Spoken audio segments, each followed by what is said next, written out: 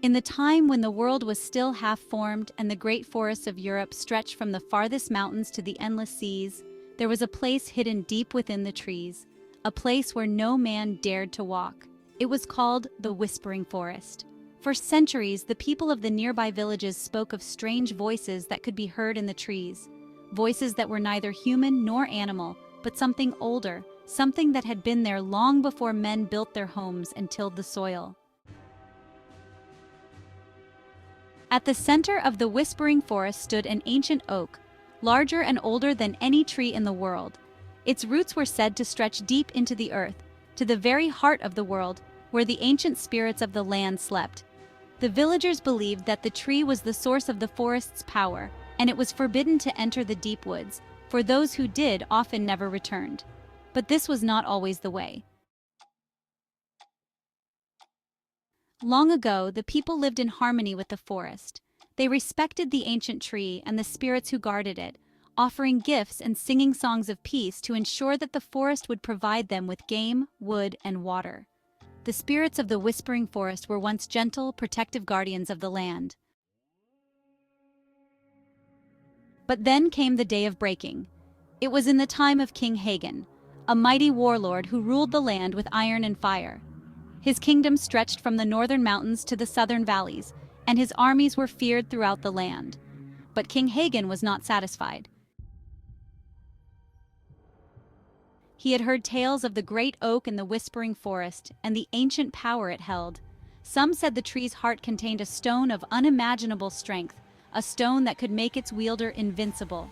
Hagan, driven by his greed and desire for more power, ordered his men to march into the Whispering Forest and cut down the ancient oak. The villagers begged him to reconsider, warning him that the tree was sacred, that its roots were entwined with the very essence of the earth. But Hagan laughed, for he feared no spirit and believed no myth. The day Hagan's men entered the forest, the trees were silent. The birds who usually filled the canopy with song had flown away, and the air was thick with a strange, heavy stillness. As they marched deeper into the woods, the whispers began, soft at first, like the wind through leaves, but growing louder, more insistent. The men, hardened soldiers who had fought in many battles, felt an unfamiliar chill creep into their bones. Still, they pressed on, axes and saws in hand, until they stood before the great oak. Its massive branches reached high into the sky, casting a shadow over the forest floor. Hagan's men set to work, hacking at the oak's trunk. But with the first blow of the axe, the ground trembled, and the whispers became a roar. The forest came alive. From the shadows of the trees, figures began to emerge. Spirits made of bark and vine, their eyes glowing like embers in the darkness. They moved silently, swiftly, and one by one, Hagan's men disappeared into the forest, swallowed by the shadows.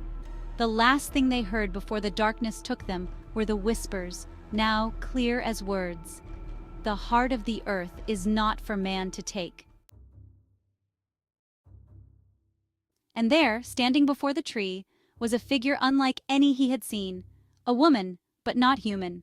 Her skin was like the bark of a birch tree, her hair like moss, and her eyes glowed with the same fire as the spirits that had taken his men.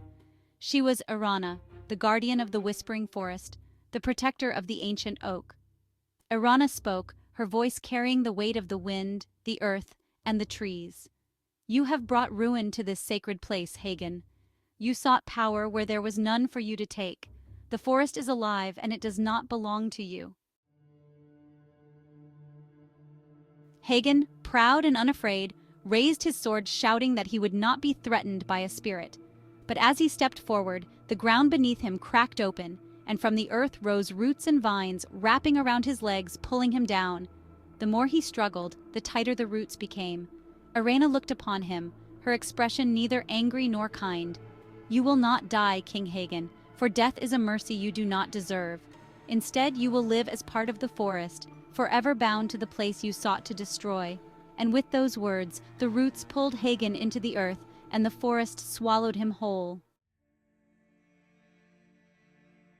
After that day, the villagers noticed that the forest had changed.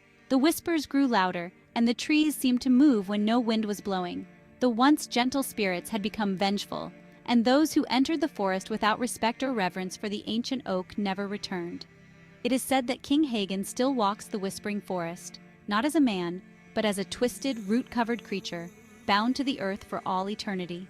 He wanders beneath the canopy, trapped between life and death, listening to the whispers of the spirits he once defied. The villagers still tell the tale of the whispering forest, passing it down through generations. They warn their children never to venture too deep into the woods, for the spirits are always watching, always listening. And if you listen closely, when the wind is just right, you can hear the whispers yourself, voices warning that the heart of the earth belongs to no one but itself.